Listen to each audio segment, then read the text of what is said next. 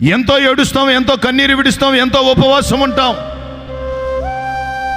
ఆ ఉపవాసం ముగించగానే ఆ ప్రార్థన ఆమేనని చెప్పగానే అలా పోయి అలా ఎవడన్నా కనబడితే వాడితో ఏదైనా గలాట అయితే నోటికి ఇష్టం వచ్చినట్లుగా పేలిపోతాం.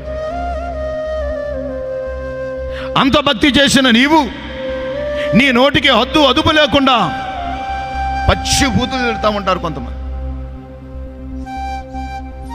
భక్తి ఉంది, భయం లేదు. అందుకని సామెతలో ఒక మాట ఉంది, ధర్మశాస్త్రం వినబడకుండానట్లు చెవిని తొలగించుకొని వాని ప్రార్థన హేయము అని అన్నాడు. అంటే దేవుని వాక్యమునకు లోబడుకోకుండా, దేవుని మాటకు విధేయులై జీవించుకోకుండా, వాక్యానుసారంగా బ్రతుకోకుండా నీవు చేసే ప్రార్థన హేయము. హేయము అంటే నీచము. భక్తి ఉంది మనకి. ఎక్కడ చూసిన మందిరాలు, ఎక్కడ చూసిన పాస్టర్స్, ఎక్కడ చూసిన విశ్వాసులు, ఎక్కడ చూసిన కోటాలు ఉన్నాయి.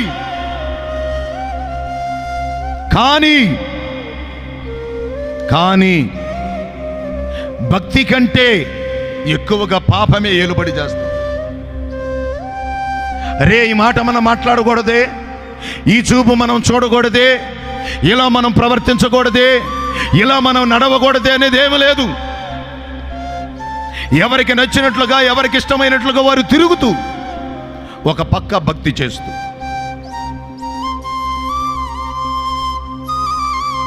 బ్రతకొద్దు.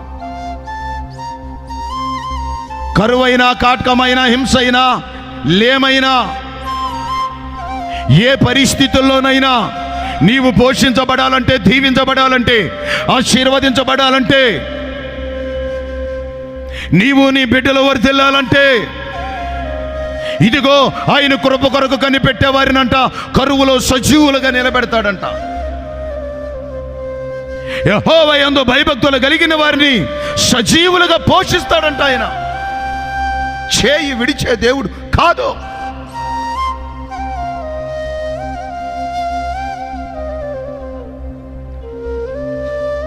ఇస్సాకు దినములలో కరువు సంభవించింది. అప్పుడు ఇస్సాకు ఎక్కడున్నాడంటే గెరారులో ఉన్నాడు.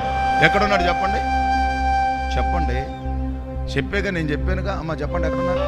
దేవుని మాటకు లోబడి